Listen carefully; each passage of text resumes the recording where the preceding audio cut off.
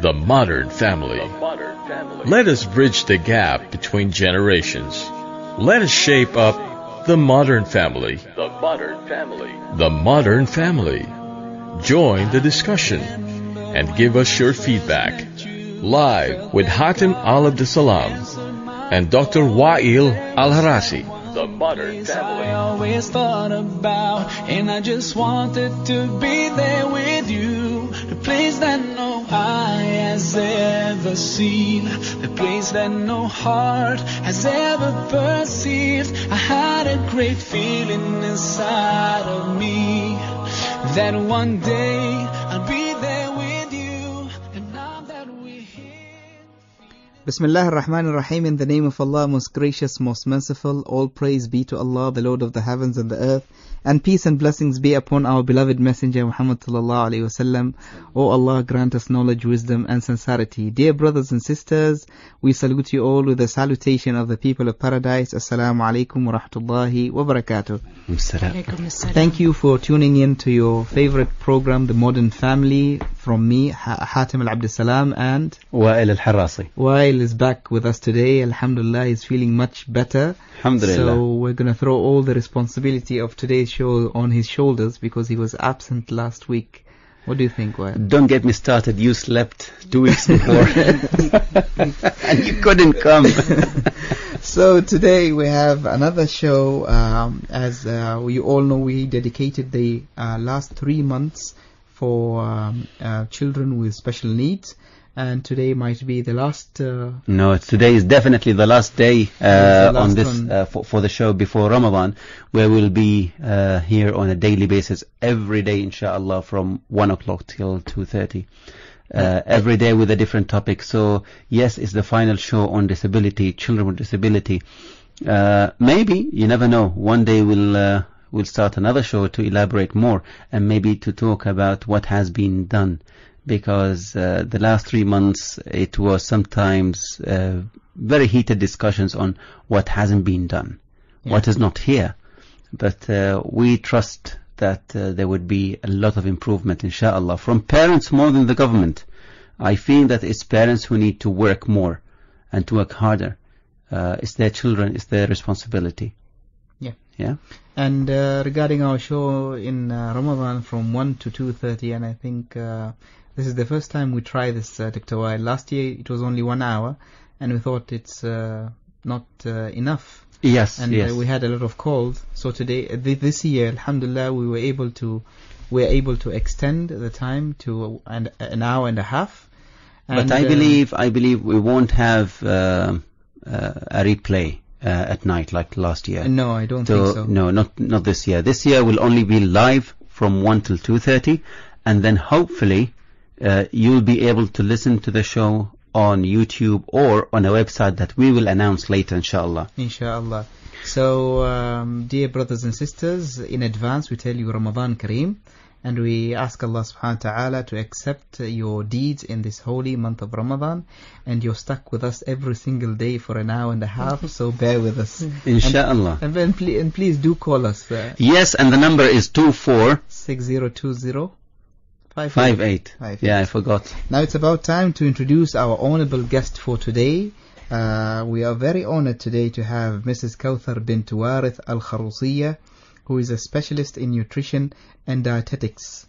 Did I pronounce it right? Bravo. Yes, you did. Thank you. Welcome to the show, Thank you Kawthar. for having me. Thank you for having me. We're honored to have you today with us, and I'm sure today we're going to have a fruitful discussion. Inshallah. Mrs. Kawthar is a parent, is a mother of 2 lovely sons who were... and more? Yes, and more. And 2 daughters. 2 daughters, twins. Twins, mashallah. Yeah. And mashallah, she has a story to tell. And where do we start? Maybe you're the best person to tell us about your... I don't think you're here as a capacity of as a dietitian, huh?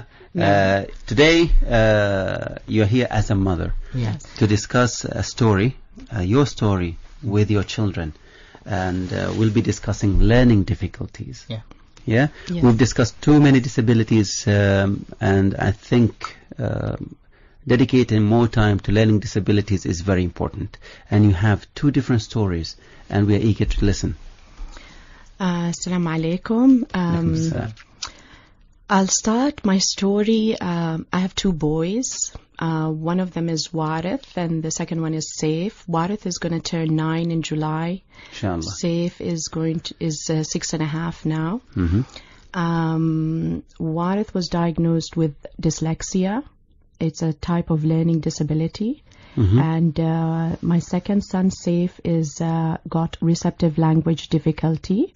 Okay. It's another form of learning disability. There are so many different forms of learning disabilities. For me, of course, my journey started with my son Warith, the eldest one. He started off with a problem with, he had a hearing problem. He had fluids in his ears, and that was since when he was in KG. So he was around 5 years old that time when we knew that he had fluids in his ears. And that's how really the journey started. And the truth is that I came to know that he was dyslexic only after just about 1.5 years ago. We learned that he was dyslexic. How did you find out that he was dyslexic? Yes. He had problems in, well, he didn't have problems. He had issues in school. He was behind in his reading, especially in English language. And I as a mother felt, when he was in KG, I had felt that he was seeing things opposite. And I had commented to the teacher that I think maybe my son is dyslexic. But we did not take it serious at that time because they convinced me that probably because of his hearing problems, so he was not developing his phonics very well. Are they linked, dyslexia with hearing problems? Because you say when you discovered after you realized that he had problems with his hearing, are they connected? In his case, it wasn't. In his case, he had fluids in the ears. And that's he had fluids behind the eardrum. So what happens with that? Then they don't hear very well. Yeah. So when they don't hear very well, of course, that is the age where they're learning the phonics. So, and it's to do with hearing. So it's really vital for them to be able to hear very well to learn their phonics. But dyslexia is not related to hearing mainly. Could you please let us know and let the listeners know what is actually dyslexia? What does it entail? In simple words, dyslexia is a problem with reading. Children who are dyslexic have issues with reading. So they could see things opposite. They might not see, they might get mixed up with the B's and the D's and the P's and the Q's and the N's and the U's. Sometimes even words, they disappear. They don't see them.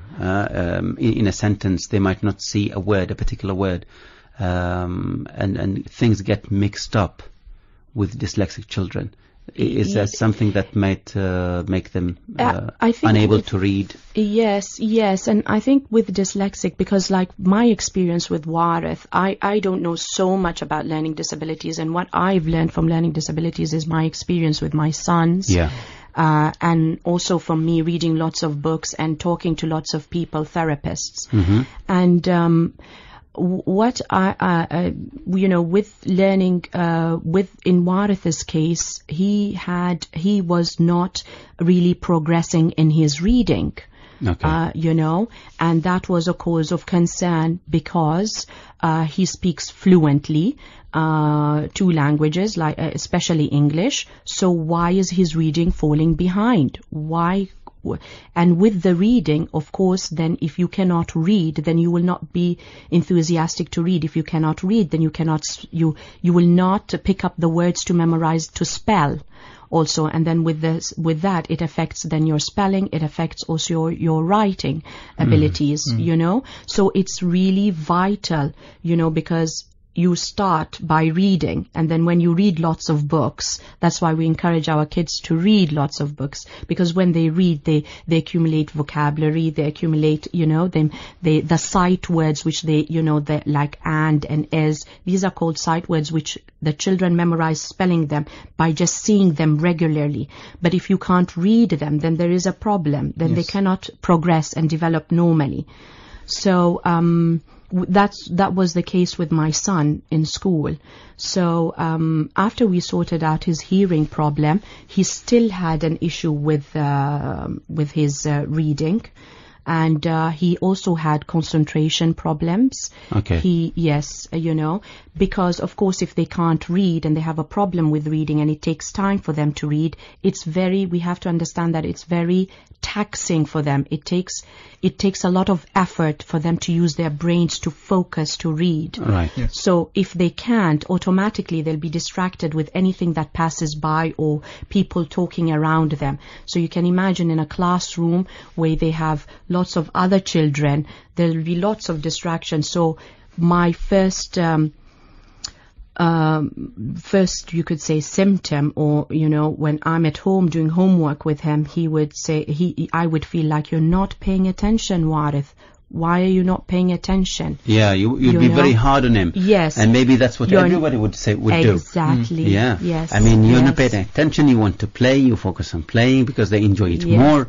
Yes, yes, and and you're not concentrating, try and concentrate.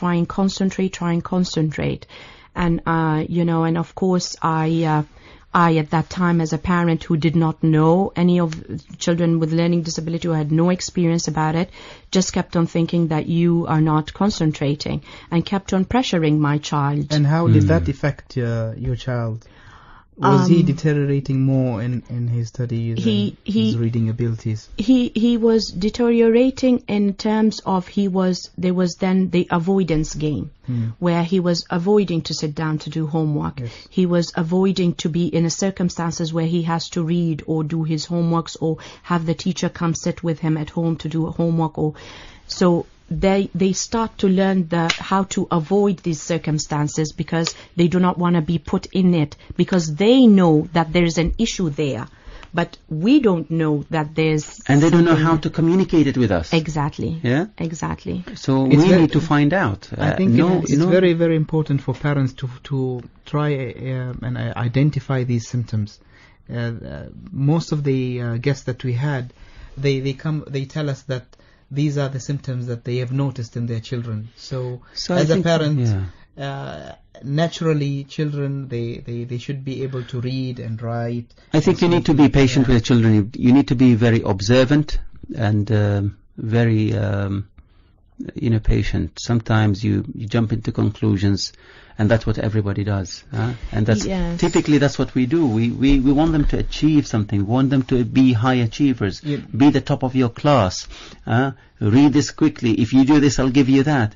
But sometimes I think now I'm worried, because I do that with my children, and if sometimes they can't focus, I never think that they might have any type of disability.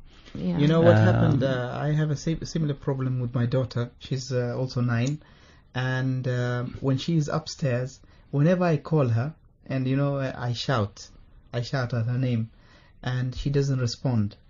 And at the beginning, I used to be irritated, thinking that she's ignoring me calling her. Mm-hmm. And then we decided to take her to the hospital, and we found out that she has a lot of wax in her ears and she couldn't hear properly. Yeah. So when we took her for treatment and more than one session, now she's better. But these things, normally children don't do these things intentionally. So we need to do find not out. assume the worst. I think that's the message. I think really the message here is that really do not assume the worst, and really give them the benefit of the doubt. Yeah, really do that. Yeah. Talking about hearing, we had the same issue with Warith. We would call, he would not listen, and we were with a group of people, and a friend said, "Your son, when he talks, he has like a very hoarse voice." So I've seen a program on TV that says if they do have hoarse voices, sometimes it's due because of hearing problems. And she is the one who drew my attention, and immediately the following week we took him to a specialist, and they said that he actually could not hear very well because he had fluids in his ears. Yes. And so even with the learning disability, I knew something was wrong the day my son I was with my son, and I was trying to teach him something, and I was telling him, Warith, read, look at this word, look, and I was pressuring him. And this is what my son said to me. He was holding his head and his hair, and he was saying, Mama, I'm really trying my best. When he said that to me, I realized something was wrong. I am pressuring my son, I'm pressuring the boy, and he is really genuinely feeling that he is trying his very best. So I knew something was wrong then. And after we had sorted out the hearing issue, my son has a stuttering problem. So I took him to a speech and language therapist. Normally it's because of confidence, loss of confidence. It could trigger. Yes. The stutter. Or if they are frightened, if they are concerned, or if they are worried, and I think could. I think it's could be due to the realization that he had a problem. He realized that he had a problem, and that he's falling back in terms of developing his reading skills. Yes. And it just affected his speech as well. Yeah. So with that, then when I went to see a speech and language therapist, he regressed to a point where he got even more worse, to even blockages. So I had to look for a speech and language therapist privately, because who he was going to in one of the government hospitals, it was just they were only able to see him once a week, and that was not enough for him. Okay. So I went to I Communicate. There's a lady there, Najah Al-Absalam. Yes. She was a guest of this show as well. Would like to say Assalamu alaikum to Najah. Yes, Assalamu alaikum we want to bring her a back very again dear here. friend. She's a very dear friend, supported me very much. Hello, Najah. Yes, she's so she assessed Warith, and she said I can help him with his speech, and I would like him to see an educational therapist who it's Miss Vanessa Sekua from Harab Medical Center. So I took him to Miss Vanessa in Harab Medical Center, and she did the test for Warith, and she diagnosed Warith being dyslexic. So that's how I knew that he was dyslexic. And yes, and from then on it's been a roller coaster. She also asked that we see an occupational therapist. I would interrupt you here. Yes. What was your initial feeling? Because you started from going to an ENT specialist just for his ear. Yes. You've sorted that out. Yes. And then your journey started from one therapist to the second. One problem and the other. Yes. What was your initial feeling? It was very difficult for me. Mm-hmm. It was very difficult to accept. Especially being the firstborn. Yes. It was very difficult. I felt very lost. I felt very confused. I felt, am I doing the best I can? And we had lots of conversation with my husband, how we can help our child, and we were both clueless because we had never heard of learning disabilities. Well, we had heard of learning disability, but we didn't know our child would have learning disability.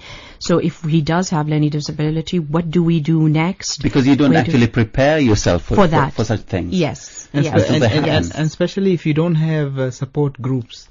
That can counsel you, that people who have been through exactly what you're going through at the moment, they counsel you, they take you through the process, and they guide you to the right channels where you can go and get and seek help. Yeah. Yes. So Kauthar, you felt so down. I felt down, but in another way, I must admit, I felt relieved. I felt relieved that I know that there is an issue. Okay. And that I felt okay. Initially, of course, you take the news with a bit of a shock and denial. Yes. Well, yeah. Yes, but I was not really so much in denial. I was more in a shock. Right. Yes. And then I of course, because time was running out and we really needed to move fast because the gap between his capabilities and his age is getting bigger. So we had no time really to be in denial. We had to press on, look for what support the child needs. So what lifted you up? What lifted you up and you decided, okay, enough is enough. I felt down. I need to pick up myself and start do something about it. What is it that helped you? Being a mother. Okay. And my belief in God. Okay. Yani iman. Faith in God. Faith in Allah is what, and the support from my husband, from my family, my parents, my sisters, his teachers, the therapists themselves, like Najah and Vanessa, have played a really big role in actually directing me and guiding me and helping me and being there for me and being around for me to cry on their shoulders and, and encourage me and to press on, really. And I think I'm the sort of person who really, okay, this is the issue. What are we going to do about it? And that's really then then the ball started really rolling really fast last summer because we'd seen Vanessa. She diagnosed he's dyslexic. We moved on to she recommended that we see an occupational therapist. And Najah also had recommended that we see somebody in Dubai for his hearing problem because it reoccurred again. So yes, it reoccurred again. So we had gone to Dubai, and so in Dubai I had gone to the American hospital there, seen a lady called Miss Rana Batarji. She is an audiologist who said that Warith did have some very mild hearing loss, but it is still it's still significant considering for a child who's learning. And, doctors would probably say, it's very mild, but it still affects when you're at the age when you're learning phonics and studying and reading, and listening. I've had exactly the same problem with my child, and actually we need to go and see the doctor again. And this is interesting because I went to the first doctor. And he wasn't a specialist. He said, okay, there is a problem. I can see that he can't hear. But what I think is that he just needs to clean his ear. So I'll transfer you to an ENT, and he will just clean the ear. You'll be fine. As soon as I took him to the ENT specialist, the ENT specialist was great. He was absolutely great. He said, you know what? There is absolutely no problem with his ear. He has cold. And that cold has caused that a lot of liquid and mucus behind the ear. Yes. If that continues, if you don't solve the problem in his nose and not the ear, don't touch the ear, because no matter how much fluid you put, the fluid, the actual mucus is behind the drum. Yes. Nothing would reach it. Yes. He said, we'll sort out his nose. Yes. And he will hear. If you don't sort it out, within 1 year, he would lose his hearing permanently, and we can't do absolutely nothing about it. So it's really important to go to the right people, to go to the right person, to a specialist. Yes. Otherwise very easily you could get lost and just go in and clear his ear and say, okay, and the problem would reoccur again. How is Warith in terms of other activities? Is he normal? Yes, going out to play? Very normal. Does going he have out to play. Very talented. Yes, he's very talented in so many areas. He's an animal lover. He is an environmentalist. Yes. Very. He likes music. He likes arts. So he's very talented in so many other areas. So these are the areas that you should capitalize on. Yes, this is what we're doing now. Yes, we're encouraging him in these areas. He does horse riding, which he loves very much, and he wants to take it on professionally. So we're encouraging him to do that. Yes. Brilliant. So, we would like to remind our listeners that the lines to call in are open. And you could call us on 24602058. That's 24602058. The topic today is learning disability, and we have our guest here, Kawthar Al-Kharusiya, who shares her experience with two boys with two different learning disabilities.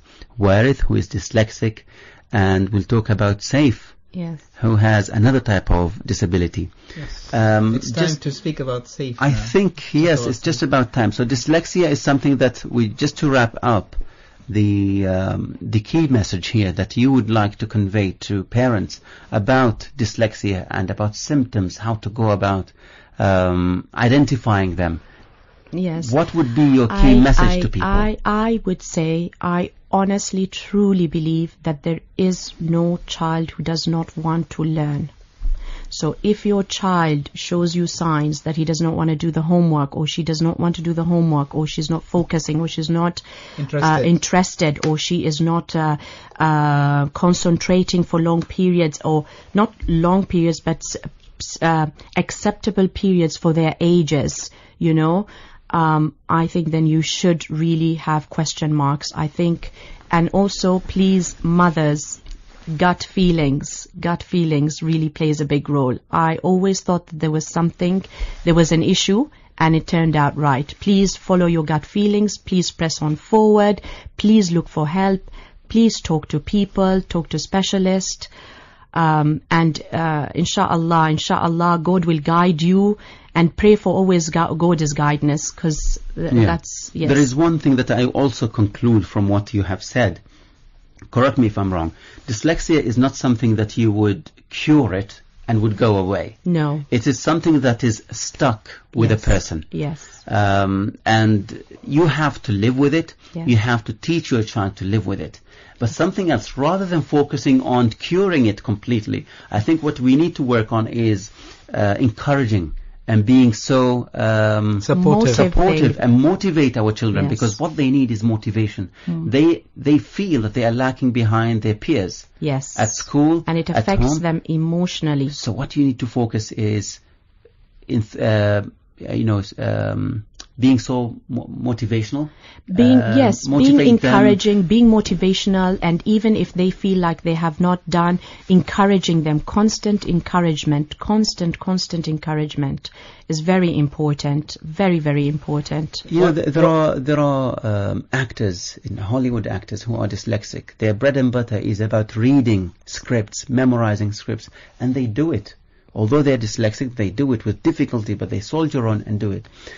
I'm not saying that I agree with whatever they're doing, but what is happening is that these people have realized they have a problem, they lived with it, and they succeeded. Yes. I think they need There's a lot willpower. Of Willpower comes with motivation from a very early stage. Yes. And also I think the other thing is very important is to accept your child. Please accept your child.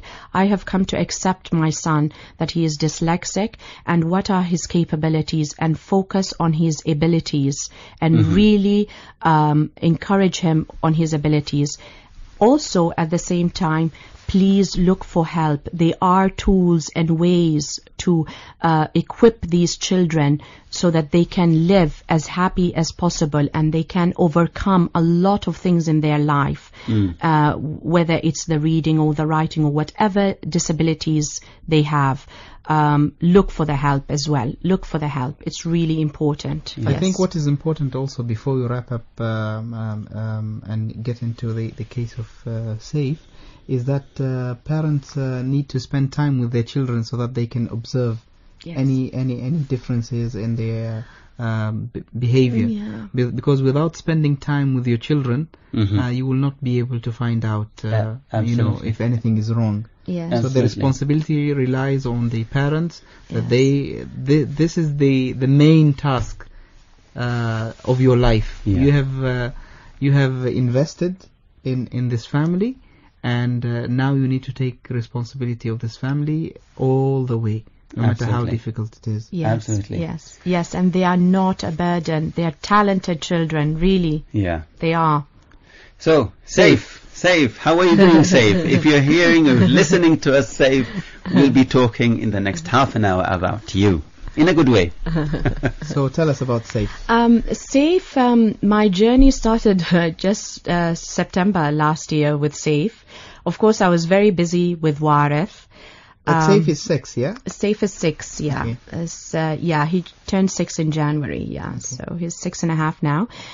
Last September, his teacher called me at school and said, I'm a little bit concerned about Saif because he's showing a great deal of enthusiasm to learn, but it seems that he's still falling behind his peers. So can we please find, can we please work together and see how we can improve Saif's performance in school? Of course, that came as a bigger shock to me than Warith, because I never saw the signs with Saif. I immediately, went to see Vanessa at Harib Medical Center, and I asked and I pleaded, Vanessa, please, you need to do the test for my second son. Yeah. Some people argue that it's still a little bit early on in age to do these tests. And there's no harm in doing there's the no test. harm. Yeah. Yes, there's no harm in doing the test, but sometimes the results might not come out very accurate. Because what the concern is that these children might have not developed the skills yet to be able to answer these questions. So your conclusion might be affected by their lack of capability or ability to answer the questions. Yeah, but you have the minimal level of ability of so a child. These specialists might know that these are designed. Have noticed that the child cannot cope. Yes, it means that he has not met the but the test, the tests are designed for a specific age and skills set. Okay, and maybe at that age, the child has not, or let's say average child hasn't developed yet the skills to be able to do those questions. So yes, they might be able to answer them, but the role of the assessor would be difficult to come to a conclusion. What is the reason? It's not only that, it's I think also for me in my case, the reason why I insisted was because for Saif not to be able to still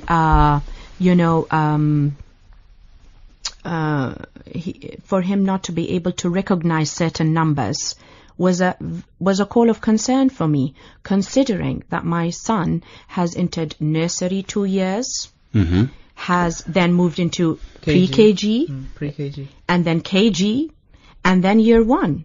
So by year 1, if he still can't really, still confuses the numbers and still confuses the letters and can't recall some of the letters, most of the letters and the numbers, then for me it's a call of concern, because it's not, because there are some parents who take their children straight to grade 1 or just KG, but he has been, since 2 years he's been attending nursery. So, so they've been working on him. He should by now really know that. So that was for me where it was I was very concerned.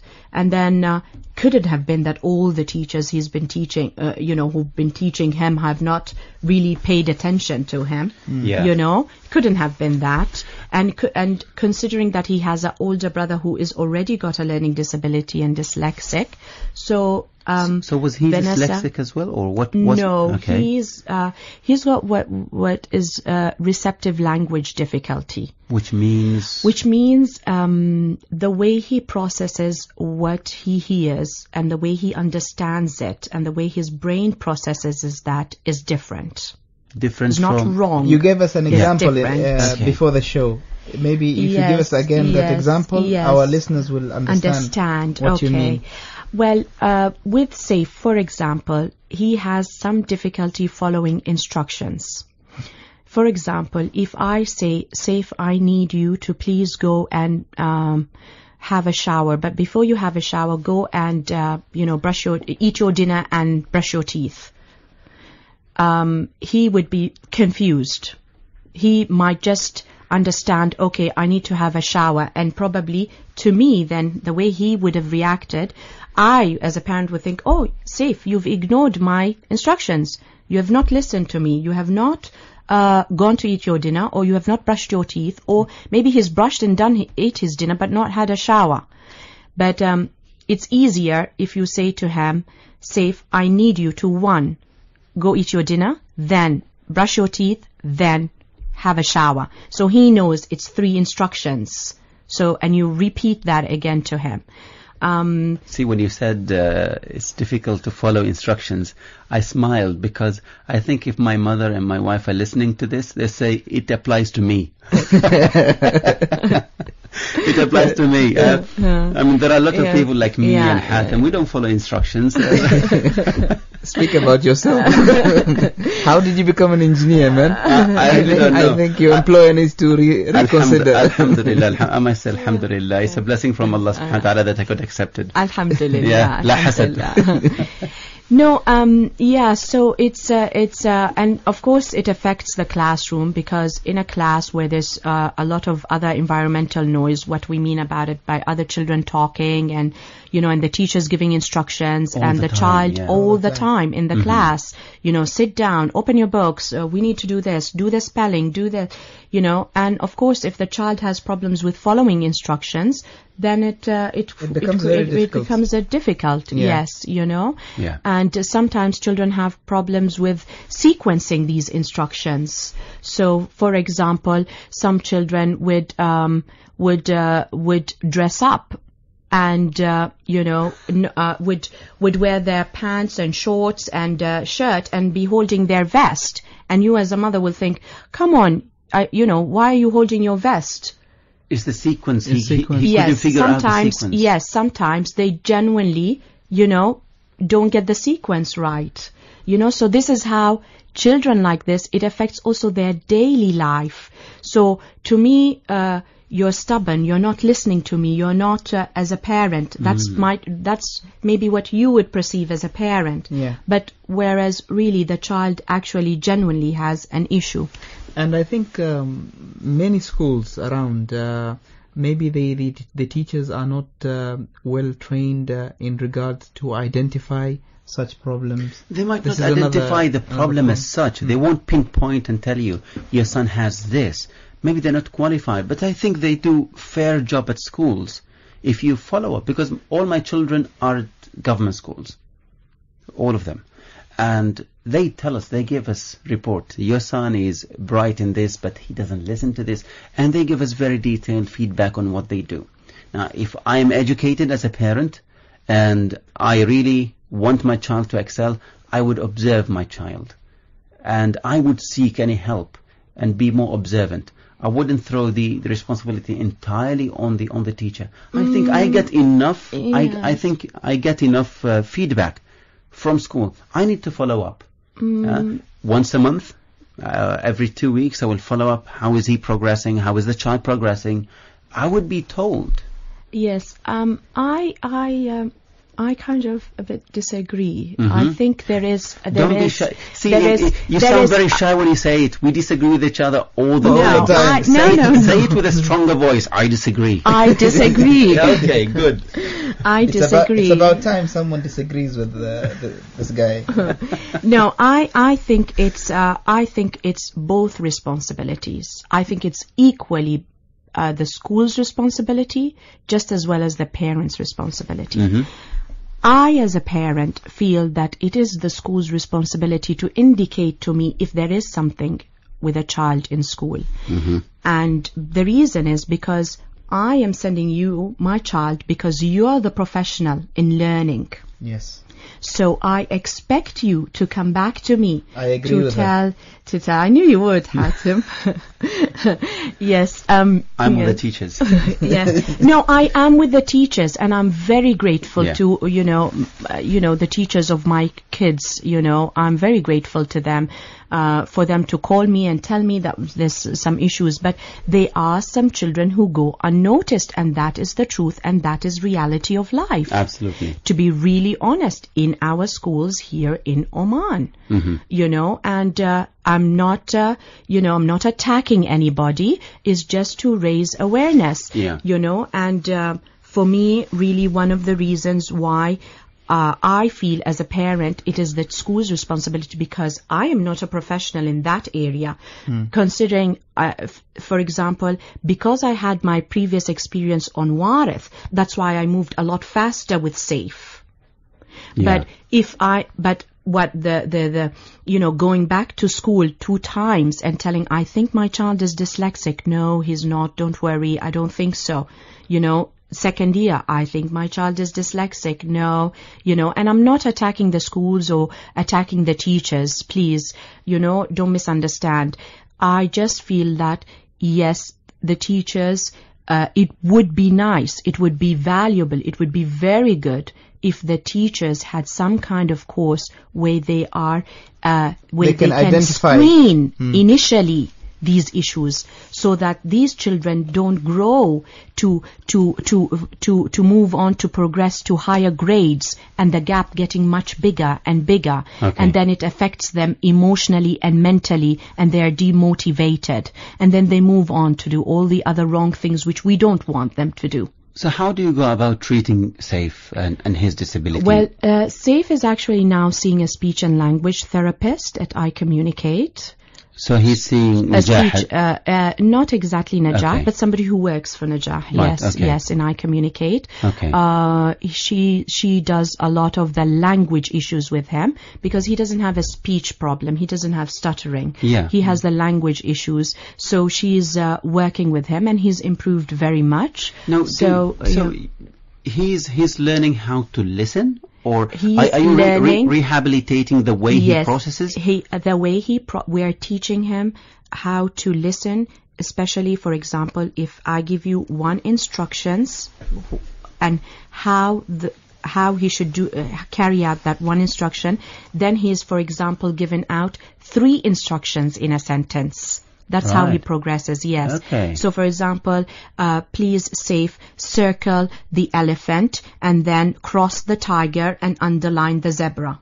So he would know how to do, he would know how to follow the sequence of that instructions and get them correct. Not, for example, because I said circle the elephant, because he heard a cross on the zebra, he might think, okay, cross the elephant instead of circle the elephant. So he can get very confused. I'm very curious to find out, what is the feeling of Saif and Warith when they go to the specialist, to the therapist? Most of the kids, they go to the park, they go to the mall, and how do you explain to your child that you need to go, let's say, twice or thrice a week to see the specialist?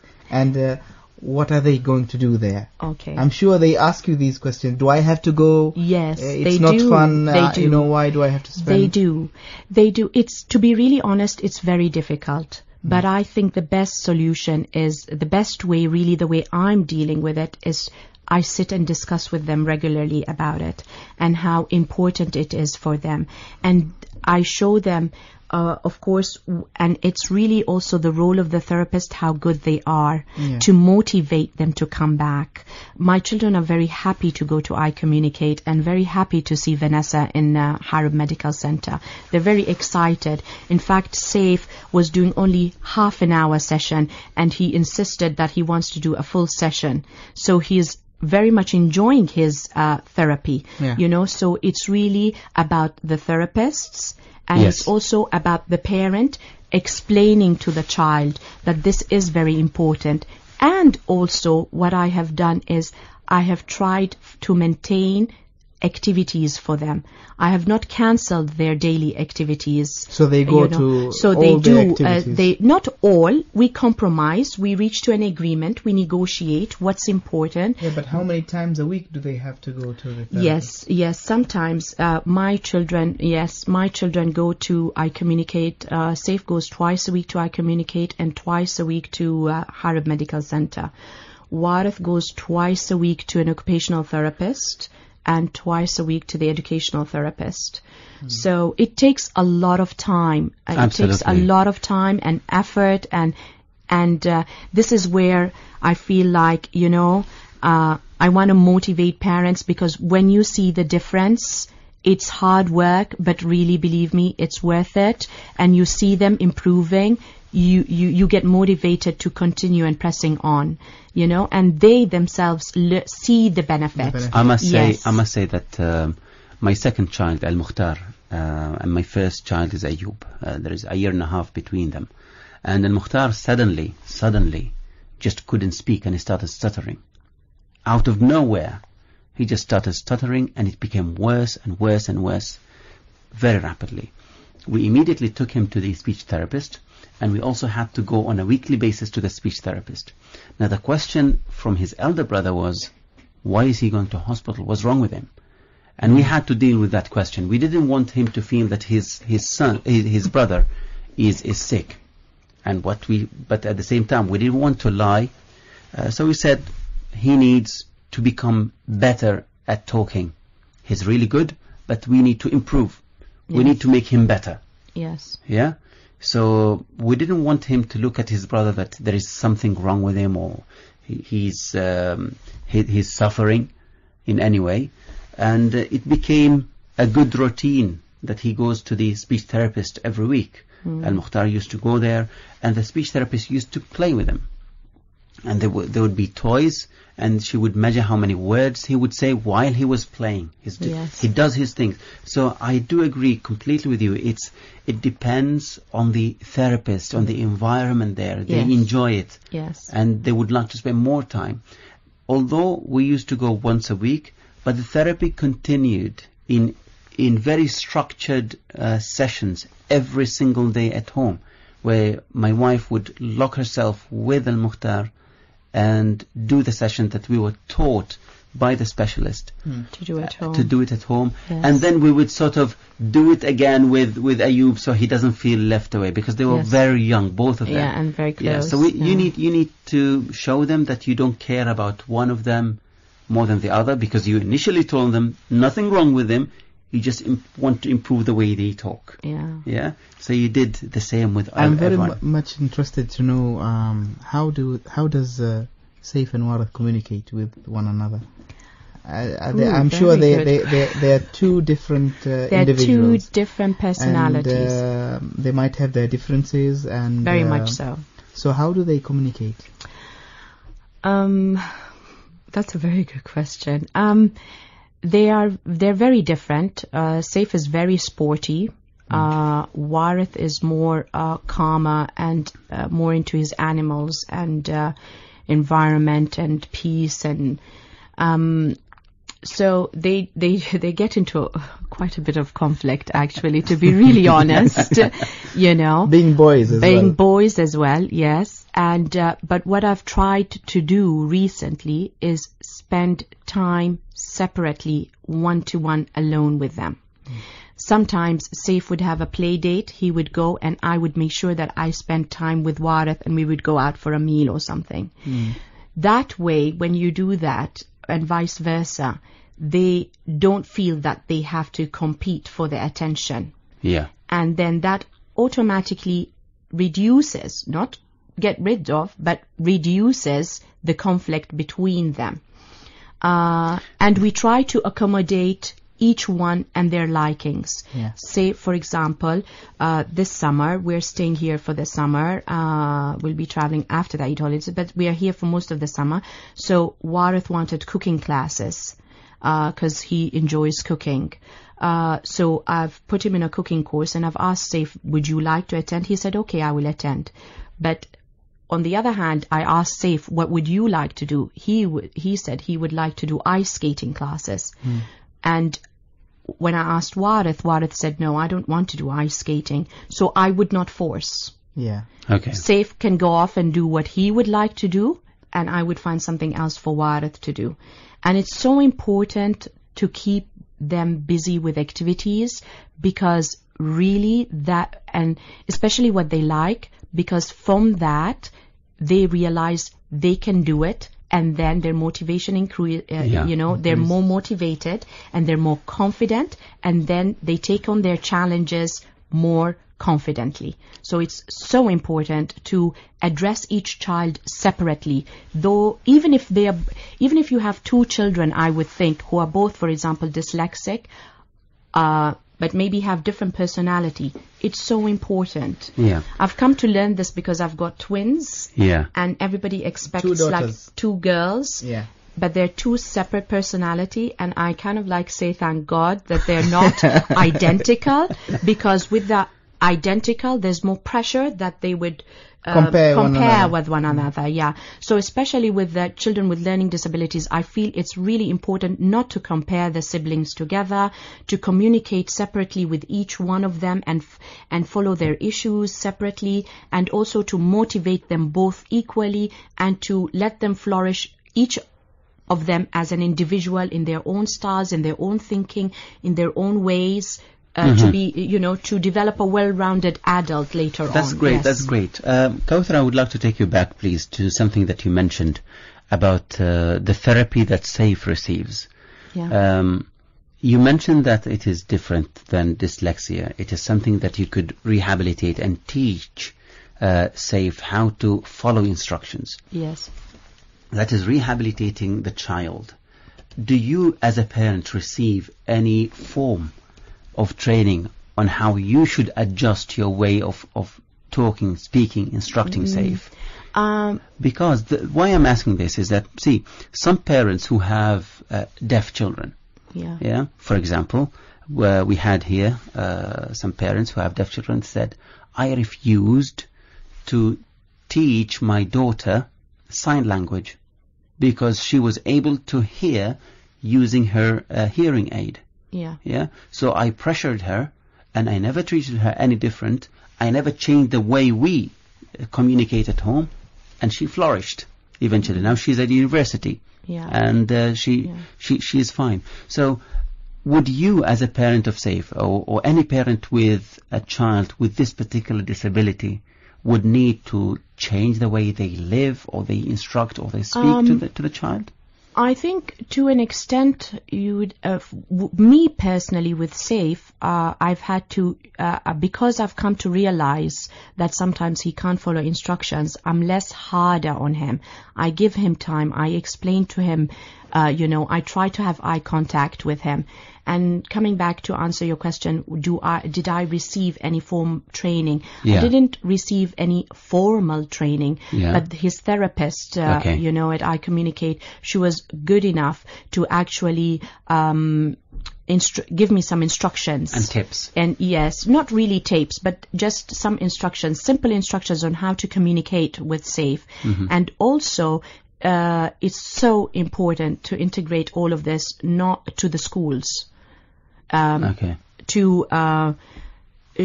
communicate all of this to the teachers of these children, because they also will be communicating with the children for a good number of hours in the day. So she's given me some instructions on what I should be doing, eye contact, telling him to listen, draw his attention before you give him the instruction, give him eye contact, get down and act to his level, for example, things like that. And, giving him the instructions as 1, 2, 3. If it is more than 3, don't bother, give the 3 first and then move on to the next instructions. I've also conveyed this to my housemates at home, because they're also dealing with him. So it's really important to, I think, integrate everybody and let everybody know who are closely dealing with the children. While I think we need to wrap. We have another 4 minutes. No problem at all. But I think, Kauthar, here, we should not expect from the child to be completely obedient. No. Because even with a completely, let's say, normal child without any type of learning difficulty or disability, they would have their own times where they wouldn't want to listen. Yeah. So here you have 2 reasons for the child not to listen to you. One, the disability. Secondly, the nature of a child. Yeah. So we didn't mix the 2 up. No, we don't mix the 2 up. You give them a bit of a leeway, but you have to also be assertive sometimes when you want things to be done. And that is, I think, with any child, as a parent, you have to put boundaries.